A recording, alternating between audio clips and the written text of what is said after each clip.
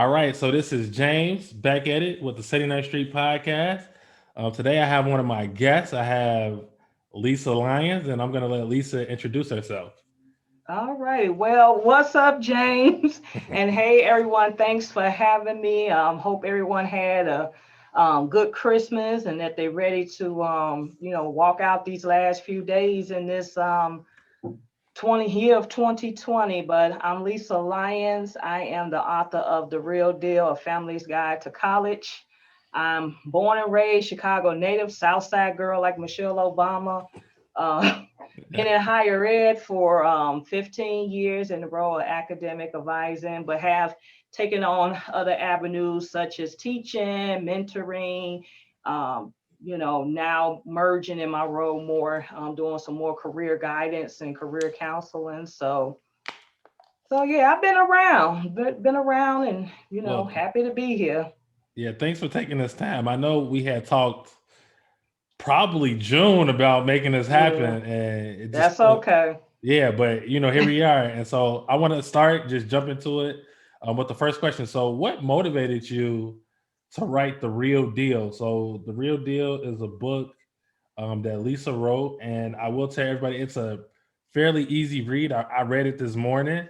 I think it's perfect for any parent or high school student Mhm. looking to go to college. But what motivated you to write this book?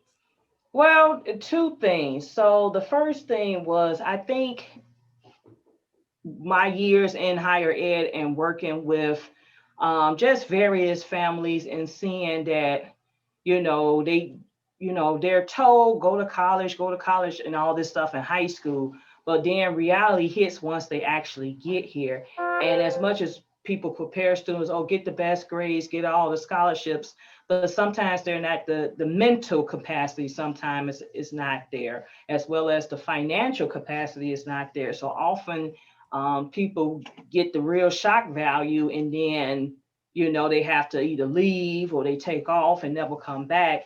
And I always say, well, I wish I can take some of the experience I had in working with students and like take a step ahead and try to reach families and break it down to them, because there's so much, there's a lot of literature out there, and then fancy jargon and all that. I'm like, no, we just need to break it down to the bare bones to help the working families, because not everybody's parents have a college degree or some advanced education. So you got to really bring it home and make it bare bones. So that was one reason that I wanted to go back and reach the families.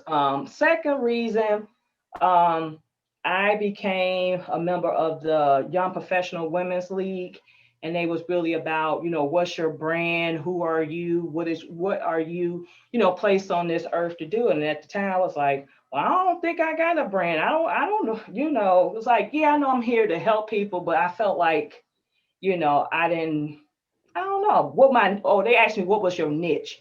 And I felt like I didn't know what my niche was at Hmm. that time. And then it was like, I always knew I wanted to write a book, but I'm like, what would I write about? It's like, my life is simple. I don't have no elaborate childhood story that, we was so broke down and hungry, because we wasn't. So I didn't have like no, you know, Right. no expose or something that would shock you growing up. But I think somebody said, well, write what you're passionate about. I'm like, well, I'm passionate about working with the kids and the students I work with. And they say, okay, do something like that. So it's like, that's how it merged into the idea of the real deal. So, and Okay. then from there, I'm like, okay, now that I wrote this book, it's like, okay, I see some other things I can do with this moving forward. I appreciate that. I think that's important that you touched on that, on just like I said, finding your niche, because a lot of times, like I said, because I read the book this morning. I'm kind of a slacker, but I got it done. But pretty much, I think what I took from it was, I think you spoke, like I said, both to the student and to the parents, right? We're saying Mhm, like, hey, parents, this is what you all can do to help your child out, mhm, and students, hey, this is what you can do mhm, to help you be successful. So I think overall, I think I could have benefited for something like this, like prior to mhm, going, because like when I think about the whole going to college process, like it was something that happened because of my high school and a mentoring program I was in, nothing was like through the family. It Right. was like those components, and so like it was nothing where like not saying my mom wouldn't have, like she supported me, but it was only so much she can do being Mhm. a single mother, Right. raising three boys on the south side of Chicago. So I Mhm. think you did a great job in just like I said portraying that to the audience. And so my next question is, when did you know that you wanted to go to college? So I know, like I said, you talk about college not being for everybody in the book, but when did you know? And also, you talked about people just have to decide to go to college early and not like, oh, hey, it's senior year of high school, I'm going to go to college because there's prep work. So Right. when did you decide that you want to go to college? You know what? I think I always wanted to go, but I think what really made me want to go was watching the TV show growing up called A Different World. And that's how I'm like, I want to go experience that. Cause I'm like, okay, they in college, they having a good time. And I'm like, I like Different World because it showed them working, doing the work, but it showed them doing, the fun stuff. And then it showed them like them growing up and living life. So I'm like, okay, I want to do that. And that was also the reason I wanted to become, a member of Alpha Kappa Alpha too, because I used to see the AKs in the background, Different World. And it was like, and then I had teachers at the same time in elementary and high school that were AKs. I'm like, yeah, I want to do that. So it's like, it was something about that. I feel like Different World sealed Mhm. the deal for me because my parents were the type of parents. My parents came up, they're trade. So they had vocational. My dad is, he became a mechanic. So he went to become a mechanic and got a license. My mom, she started out, she had a CNA. So, Okay. and then she got an associate's, she did stuff in retail. So they was more on the vocational background, which is not bad. And those are still lucrative to to this day. But they was like, you got to do something. That's what they said. What you either gonna go to job, go to get a job, go to the service, you're gonna go to school, but you're gonna do something. So it was like it was kind of left in my brother and I hand to decide about the school thing because it was like we knew we had something to do, but what was gonna be your something? So they was like, whatever you decide in those realms, we will support you, but you got to do something. So it was more like you got to go figure that out. And like you had a mentoring program. I wish I would have Mhm. had been in a mentoring program in high school to guide me a little more about the process because I think I did okay, but it was like I wish I would have got some different exposure to it. Yeah. Like you had the college fairs and things that your school sponsored, but having maybe like a mentoring program and a smaller group setting or Yeah. it would have changed your mindset. So, Yeah. I think it definitely, well, not I think, I know it definitely helped me because my first college visit was with this particular mentoring program, the Kenwood Academy Brotherhood. hmm And it pretty much the first college I stepped foot on was NIU, and I ironically end up going there later. But I was a sophomore, probably hmm one of a handful of sophomores on the trip. Everybody else was juniors and seniors. And I just went. Dr. Wyatt was kind of like, "Hey, if you pass in your classes, you can go. If you ain't passing, you can't go." And but the brotherhood allowed us a lot of opportunities. Like I said, just because you were able to see the different types of schools, like a HBCU, a private hmm school, public school, and we used to go on a college tour every spring break. I didn't go on every one, just because of, like I said, the first time I went, it was like, all right, he told me I can go just off. Right. I was just kind of really involved. We had like some donors. The second year they wanted me to go, but my family was moving, and I didn't want to put any more financial strain Right. there. So I just like I don't think it's gonna be a good fit. So, but it was like I took a lot from it, and I'm glad I took advantage of those opportunities because it did allow me to create a realistic plan for me. So, what ultimately made you decide to pick the college you picked? Okay. Well, I went to Western Illinois University. Actually, Northern. I did want to go to Northern. I really did, but my dad thought it was too close. Even though I had like I got twin cousins that went there, graduated very successful. And I had cousins that follow behind them that also went and graduated. They just felt like it was too close to home, and then they was like, well, go further away. It's like, well, go further, but don't go past 5 hours. So Carbondale was actually going to be the cutoff. If you stayed in the state, Right. Carbondale was the absolute cutoff. And if you was heading what's that, west of the state, I guess Western was the cutoff heading west, right? And Northern would have been the cutoff heading north. So it's like, you got this state radius. It's like, Right. because everything was like, anything past 5 hours was too far. My parents had this thing about kids going away to college that's too far, because they always had this thing like, we need to get to you. If we can't, we need Right. to be able to get to you in under 5 hours. So that was Right. they thing, which I'm like, I don't like that limitation, because I say, I kind of wish I would have saw about an HBCU, but it was just like, that was going to be out, because none of them wasn't in that 5 mile radius. I think maybe was that Central State, that might have been in Wilberforce. Is that Wilberforce? One of those that was in whatever that school that's in Ohio might have been the closest. Okay. I Was it forgot. I Central? think it is Wilberforce, Ohio, because I Yeah. know some people that went to Central Yeah, State. that might have been the closest. But other than that, they was like, no, too far. So it's Right. like, I kind of, my Illinois was the radius for school. Okay. So because if it wasn't gonna be Western Illinois, really I wanted to go to Northern, and then part of me wanted to stay and go to Chicago State, but it was like, you definitely ain't staying to go to Chicago State. You getting Yeah. your butt up out of here. So Yeah. yeah, because they was like, you just trying to stick around for a boy, but that wasn't the case. Not Yeah. not the case at all. I remember I thought I was going to SIUE for the longest. Like I just like I, I tell people it was the first school I got into through the early admission process, and I was like, all right, I'm going there. I'm like, I ain't Mhm. applying to no more schools. Right. And then like it had to be like February, March, my senior year. Man, I'm getting pulled into the counseling office like, hey, you need to apply for this many more schools or you're not graduating. I'm like, huh?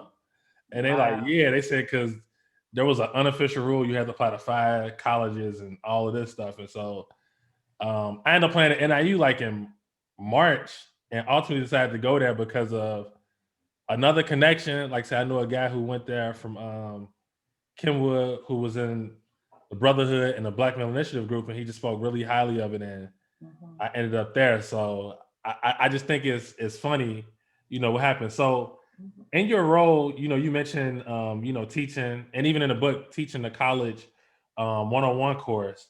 Mhm. So what has that class helped you to kind of see and understand about college students, right? Like trends and Mhm. do's and don'ts for like first year college students. Well, one thing you do discover, I think once they get to you in the beginning, they still in that high school mode. So you gotta spend these next few weeks trying to mold them, or at least, change their mindset. So Hmm. that's one thing I think, they said college freshmen are actually high school students learning how to be in college. So it's like taking those few weeks and trying to break some of those behaviors, because they bring them high school behaviors. Oops, they'll bring those high school behaviors into the college setting. So like something I seen like leniency, like they have had teachers that let them turn in all this late work Right. or do all this stuff at the last minute, whereas we're like, we on the schedule. And especially if you're teaching multiple classes, you like, I got two classes I got to worry about, and I got a caseload of IZs. I don't have time to go back and catch your late work. So it's like Hmm. teaching them that some of those high school behaviors don't work. I think they don't know how to handle the freedom. This is a Right. lot of freedom. So they're not used to, they used to, the bell, class, the bell, lunch, the bell, class, the bell, whatever, versus, Hmm. okay, now I got a 3 hour break. What the heck do I do with all this time? Like I can eat. Besides going to sleep. Right, right. I can take a nap, I can eat, but what do I do with those rest of those, 2.5 hours before the next class? So not knowing how they've been so much on a structured schedule, now it's kind of unstructured, and they have to relearn a new schedule. So yeah, it's a lot of different, and fear of talking too. I noticed that they Right. have there's a fear because they don't want to be wrong. And I said, college is not really a right or wrong. It's just how do you perceive it. So Right. they have to get out of that. I don't want to talk or I don't want to participate because I don't want to be wrong or Right. sound crazy. Yeah. So, what is your opinion on community colleges? I have no problem with them, and I think I wish they would take away the stigma. I feel like some community college it's just like a stigma, like it's Hmm. just like a dark cloud or it's just a bad thing. Like I see high school seniors when they say, "Okay, I'm going to such and such university," and they're like, "Oh my God!" and we throwing the big trunk parties, and everybody put on a T-shirt and support. But then we have, student B who's going to such and such community college. And it's like, okay, that's not bad if that's what you want to do. But we not throwing them a trunk party. We not giving them a celebration to say, hey, you going to the local community college. I think we should, Mm. celebrate both because it's still the next level in the higher ed journey. So it's like you still should be celebrated. Right. And then one thing I also noticed, there's not a lot of scholarships for students that go to community college. I mean, there's is some, or it's very few. And I know it's like a lot of scholarships, they X out people that go to community college. Like they need money too, and they might need it more. They need funding too. Trust me, it's like nobody's going to community college a lot of times for free. They still have to get aid and resources to pay for those classes. Right. So yeah, I just don't think we highlight community colleges as much. I think if you say you going here, we need to be excited. Maybe you don't need a trunk party because you're not moving, but we should still celebrate you and honor Yeah. you. Most definitely. I think part of the issue is that for so long that like it was frowned upon to go to community college, right? Hmm. Especially if you went to a Chicago public school. I'm just gonna call it what it is. And Hmm. like, they wanted you at a 4-year institution where you probably would have thrived at a community college or did better. Hmm. And so now they're moving away from that where like Hmm. they see community college or trades as valuable options. But Right. I remember back when I graduated and people were talking about community college or trades, it's kind of like, turning their nose up and I'm like, what are you talking about? You Right. can't you can't do that. And so I think because you've had that stigma for so long, it's Hmm. gonna take a little bit for us to kind of change the notion. But I think I tell students all the time, I say, hey, I think you can do community college. If you feel like that's what you need to do, like Hmm. you don't want to mess up enrollment anywhere. But Right. if some students don't want to be there and they know they don't want to be there, why Hmm. why force them to stay or tell them lies to get them to stay? Like if you want to go to community college, I'd be like, hey, I think that's a great option for you, because you can decide after those 2 years, what do you want to do afterwards?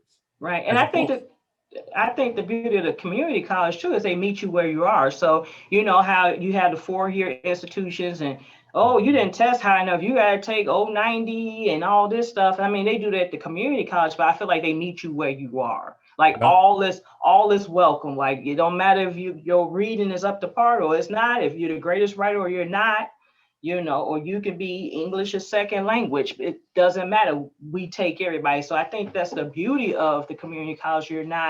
They meet you where you are versus where a university might say you're not up to stuff because you didn't pass this test or do this, or we don't, we think you okay, but you need to go take this program and brush yourself up versus community college. Like, come on, just come on. We here.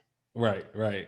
Okay, so my next question is, so in chapter 5 of the book, and so I'm referring to the book a lot. Like I said, I just That's read it okay. today, and That's so okay. but I think these are like really important points to just kind of like dive into. What type of advice would you give to somebody who doesn't want to go to college? Like, what things should they be looking for, or things should they be doing if college isn't the route for them? So and I understand first of all, it's not for everybody. So my thing is like, what is your passion? What is it that you want to do? What do Hmm. you see yourself doing? And I think that's where a lot of people struggle because they, okay, I'm not passionate about nothing, so I'll go to what's your hobbies? Are you into music? Do you want to, you know, see about the music industry, and music industry don't necessarily mean you got to be the performer. You could Right. be working behind the scenes, doing the sound or being the engineer. So, what is your passion? So I would advise them, okay, if you're not going to go to school, fine. What is your passions? And then another thing I would say, don't sit up in your parents' house doing nothing though. So if you're not going to go to school or do a trade right now, you need at least go get a job and help with the household. Don't sit there like a bump on a log. Be contributing to the household. Don't be an extra burden. So that's one thing I would say. You can go and explore those passions, whatever they are, but at the same time, bring a little money into the house. Help the family out. Don't be over there running up all the Right. electricity. Start a savings account. Yeah, that too. Like start a savings account, like for real, because that's gonna help you, in Hmm. the future, with just being able to bat things. If you have a balance, if you do decide to go to school or somewhere else, Hmm. it's just good to have that pocket money, in the future. Right. And there's so many, and I share these with people. Like, I know a lot of people that start out school, I ain't doing school, I'm fine. And then they went out here in the life happens, work happens, and they got into something, and something just, it's just a light bulb went out like, damn, I need to go back to school. Or Yeah. like, so it's sometimes life Yeah. has to show you if you need to be in school, but don't, I got cousins right now that decide not to go to school, and Yeah. they doing what they do. So, as long as you're doing something that you're passionate about, and at the end, bringing a little contribution to the household, it's okay. Because I think what upset parents is like, you ain't doing nothing, you not doing nothing. So it's like, you know, Yeah. you're not doing nothing, but Right. you Right. got to Right. do something, do something. So that's my advice. So I don't. It's not a bad thing. Even I see people go off to the military. I applaud them for going to the service. Right. That, I mean, I feel like that's just hell. They putting their life on the line. Depending on what they're gonna be doing, they might end Right. up in combat. Maybe. But it's like I applaud anybody who want to go into the military. Yeah. So when I talk about conversations like this with both my students and the mentees that I work with, I Hmm. always like to talk about my brother, right? Hmm. Where my brother, kind of like me, went to college fresh out of high school, ended up buying a car, ended up started working, and he was working a good amount. But what happened was he picked the wrong major. And I say he picked the wrong major because he wasn't passionate about it. And I told him from jump, like, hey, bro, you should probably pick something else. Because his whole reason for picking his major was money. And it was Hmm. like, I'm like, I know money, everybody want money, but money ain't gonna help you get through them classes. If you don't Right. like it, you don't like it. And Hmm. he ended up not doing so well in like some of his major classes and end up having to take time away, Hmm. satisfactory academic progress, things of that sort. So the fast forward, he's working pretty much full time. What happens? He like, and he talked to me. He like, man, bro, hey, that's what I'm gonna do because I think he was kind of disappointed to tell me, like, because I was kind of seeing some success because we was in college. It overlapped a little bit, undergrad, and he was like, I'm gonna do construction. So what ended up happening? He ended up back in school, Hmm. for the trade, and then we was talking. He said, man, he said, I'm like one or two classes away from my associates. I said, get your associates. And Right. then this is gonna open more doors for you. And then we had a conversation. He's like, man, bro, he's like, yeah, I think I'm gonna go back to school now because he been working. He said, hey, I can't do that job for life, because Hmm. he's already, arthritis and stuff, and he got kids. And so he like, I might go back to school so I can see what else I can do that's not so labor intensive on my job. And I say to say where like he took the time to study, but he ended up still doing some form of formal education where now from having that real life experience, he's like, all right, I think this is something I'm ready to do or that I Right. have to do to leave a better living for my Right. kids. And then, like I tell people, like I know some young people might judge, college based on, oh, I gotta stay in school. It's me going to school longer. But I'm like, the beauty of college is that you kind of got the flexibility to take certain things and explore things. Unlike high school, it was set. This is what you gotta do, And college got some things you have to do in order to get your degree. There's some class out there, but there's a lot of flexibility to explore different things. And I like, Mm-hmm. as I tell people, don't feel pressure if you come into college undecided, because this is the perfect time to explore a couple of different things within that first year and Mm-hmm. then make your decision. Because I usually tell students, don't feel pressured to go pick your major by your second semester of your freshman year, because they feel like they come undecided. First, they feel like that's a dark cloud. It's not a dark cloud. You're just exploring. So they feel like they put the pressure on themselves trying to switch the major within the first semester. You still don't know because you done took just one set of classes. Mm-hmm. Sometimes the light bulb don't go off maybe until early sophomore year. And that's why I usually tell people kind of figure it out right, like towards the end of that first semester of your sophomore year. I think you should be ready to have a decision, because they gave you 3 semesters and maybe a summer to like explore some things. So I tell people, don't even rush to pick the major, because you don't want to keep flipping majors either, because we Right. have the flippers. That's what I call them. They'll be business today, then they say they nursing tomorrow, then they like, no, I want to do criminal justice, and then they done took so many classes. Now it's like, okay, what can I do to her get a degree out of here? Like, you got Right. studies, so it's like, yeah, just explore it, see what you want to do. And I never seen the students that was the opposite, that they came to a 4 year school and left out to go do like a trade. Like, I know somebody who went to school with me and then they end up leaving and they got into multivariate science. Yeah. Okay. Yeah, yeah, and making good money, because baby, people dying every day, unfortunately. But Yeah. she's an undertaker, making money. That's what she want to do. So, and I and Hey. I, I know somebody who does. They have the people when they do the autopsy reports and stuff. I know another person that do that, and they said they left and they went on to do that mortuary science, and hey, they made a nice living for themselves. So sometimes that happens where they'll come and they do the traditional school and they're like, okay, let me go out here. And it's like, okay, so that can happen too. I appreciate that. That perspective. So, what do you say to students, right? Because there's a lot of talk, and I know you get it as an advisor, because I get the question, or just kind of that anxiousness of, oh, I have to graduate in 4 years.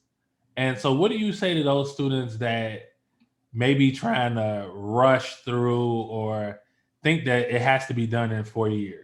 Well, first of all, you're talking to a fifth year senior here, so and I was that way too. Like, okay, I'm gonna get I gotta get out of here in 4 years. And they said, get out of here in 4. And then I ended up going to grad school, which was crazy. So it was like, at first you heard a rush, I changed my major, ended up being a fifth year senior. And then I stayed to do, grad school. But I always say, what you hurry up and rushing to? Hurry up and rushing to pay bills? Hurry up and rushing to be grown? What you hurry up and rushing to? Because, I tell anybody, college students, under normal circumstances, I know it's been different due to COVID, but under the normal, you living a life. This just, you got your meal plan and you live on campus and you don't have all that responsibility and bills. You're living a life. What you rushing for? Because you got the rest of your life to be grown and deal with the ins and outs of adulthood. Enjoy it, so that, great if you feel like you need to get out, but it's like, don't put the pressure on yourself. Hmm. And I I know some agree. people do it for various reasons. Some is like, I gotta, stay within the time frame due to scholarships, or maybe the family cut them off after 4 years, or maybe Yeah. they have a scholarship or something that runs out. And I get that part, but if you don't have those, I'm not telling you stay in school for 4.5, 5 years, but I'm just saying take the pressure off yourself, because that can hinder the process too, when you feel like you can't enjoy school because you're so worried about getting out. Yeah. So, Yeah. I tell people, so I like to just say this. So I was a fifth year senior. Technically, on paper, I got my degree 6 years later. And I say to say, where like there's no timetable or end goal. The school's not going to kick you out, say, hey, here, hey, Mm-mm. after 4 years, hey, you got to go. Right. They're not gonna do that. I said, but you don't want to rush. Like if you genuinely feel like, because I tell students all the time, right? You have students who come in who they may take the basic math or basic English, so you're already behind the curve, and Mm-hmm. you're not on a 4 year plan unless you do summer Right. classes, and so I tell people take the time they need because one, like I said, you're gonna get experience like being in the school, but also I think a lot to what you said is like, why rush? There's nothing out there but maybe some jobs, maybe grad school, and those Mhm. things will always be there. Yeah. And then it's like, I'll take my cousins for example. Now they both got out in 4 years, but they was going on to medical school. So that was a whole different, Right. because they knew they had another 3 to 4 years to go for their medical program. So that was something, and they took summer school every summer. That was something different because they knew they was gonna be in school regardless for the long haul. So I guess they wanted to make sure they at least got those four, them first four, together. But yeah, it's like, school, yeah, enjoy it because, like, yeah, I told people I miss it. Some Right. days I'm like, I miss it. It was like, it's just certain things you didn't have to worry about. And I think if having the knowledge I have now, I would definitely approach. And then even writing this book, I think I would approach school differently. I wish I could have had that advice, Mm-hmm. but I had to live it to be able to tell it. So, because I would totally do things different, especially undergrad. Oh, of course. If I had the knowledge I had now and could go back and repeat undergrad, oh, it'd be totally different. Totally So different. I got one more question, and then I'll kind of, like I said, give you the flow. You can ask some questions, say what you want to say. So my next question is: so I thought it was funny in chapter 8. You said I got 21 questions, and so should you. Kind of what was going through your mind when you came up with these questions? I know what's going through my mind, but I want to hear from you. What was going through your mind when you came up with that? Because I think we just, I know students always, when stuff go wrong, they were like, well, nobody told me. And I always say, did you ask? And then, or the parents would say, well, we didn't know. That's the everybody's favorite line. So I think that was the gist behind. Let me put you in the know with these questions. What you should be asking, because everybody's like, I think the parents, a lot of the biggest question they have is how much does this cost? So that's, they not thinking about everything else that will happen after the fact. They just like, can we afford this? And okay, Right. but they don't think about the aftermath as, okay, what do I need to be doing or knowing while my child is there for these next 4+ years? Okay. So So, yeah. do you have any questions or any other points that you wanted to highlight from the book? Oh, well, no, I don't have any questions, but I mean, I will like to say when I wrote this, definitely wrote it I kept it short because I know that we all are busy. I know there's parents out there. I thought about you all. So there's some people, parents working 16-hour shifts or working two jobs. They don't have a ton of time. So, I wanted to make sure you can get in, read this, or, if you in between on a break or in between a shift, you got a little time, you can go to this. I know teenagers, if they ain't TikTok and YouTube and all the other stuff going on, they ain't in it. So you Right. gotta hit something. It gotta be a hit and quit with them. So that's what I, didn't want to give you too much overwhelming material that you couldn't take it in, and then made it simple where you can go back. Right. So yeah, that was the gist of it because everybody's like, "Well, this not a book; it's a guide." I said, "Well, it says a guide, it's not." Because some people say, "Well, why the book is not bigger or why it's not longer?" And then I said, "The book gets you to college, but guess what? The real deal too is gonna get you Through through college. college." So I'm working on the real deal too now, and I'm cracking up as I write it because now you're gonna get a little more of some stuff that, what people experience while they at college. So I was writing this chapter about alcohol. So I was just cracking up about some of these stories because you forget this next book gonna have some real life stories in it. Right. So it's like I'm cracking up reliving this time. So there's gonna be a book 2, and that's going to get you through college. And I'm trying to think about all the different angles, like of college, like even to the point thinking about that adult students. See, people, we do a lot of focus on the traditional student, but what about that adult student that decide, okay, I want to go back to school because life done happened and I need to make some changes. So trying to bring all those different aspects to book two. And then also we'll be launching the Real Deal Scholarship. So I do want to give out scholarships in 2021 to three individuals. So that'll be coming out shortly. So try and do three scholarships. So y'all pray for me because we gotta, the funds gotta come from somewhere. Hey, right. So, but I got different ways I can do it. So, like, I wanted to do like three scholarships. Like, I wanted to do one for a high school graduate, and it doesn't matter if they're going to a 4 year or 2 year. So, that's going to be different because that's going to put people going to community colleges in the mix. And then the second scholarship would be somebody who's currently enrolled in college, whether it be 4 year or 2 year. And then the third scholarship would be somebody who's going to graduate, doing postgraduate. Because you know this, if you go to grad school, that's not a lot of scholarships. Oh, it's not. It's a dime a dozen. Yeah, and then you better luck up and get an assistantship, which Right. that's the only way I was able to go to grad school because I Right. had assistantship. Had I not had that assistantship, I would not be there. So want to honor somebody that's going to graduate study. So fingers crossed, we're gonna give out some. I just don't I, know. I don't know right. how much it's gonna be, but we We're give gonna give out out some. some.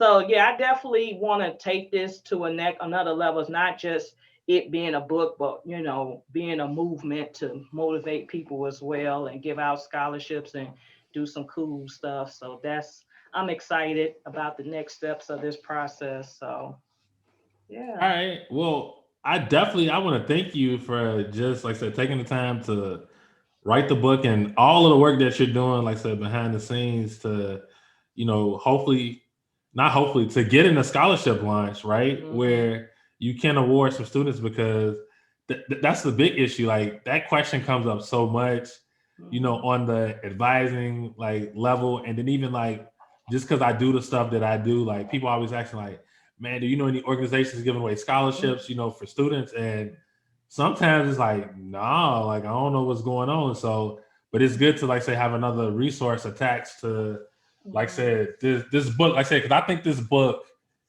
is very useful, and I think like if I was to teach a class for like first semester students, I would make them read this. Even high school seniors, Hmm. I will make them read this because there's a lot of useful information in it. And like I said, it's short and sweet where if it's the right day in school, you can finish it, Right. before lunch. Right, right. Or you just got that, you got that long weekend, Right.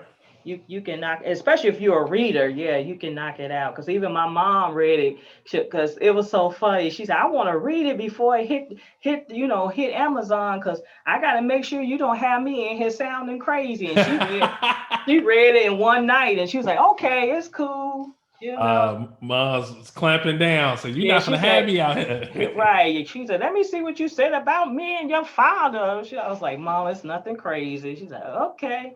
So when she said she said I misquote, how much we owe in the book. And I said, no, that's it. I'm like, I remember that she's like, I wrote the cashier's. I said, no, Mom. So she's trying to go through her old files to see this old receipt from this cashier check because she swept me down. I got the wrong amount in the book, but I said, no, I got the right amount. So I told her, if you find it, I will make an announcement.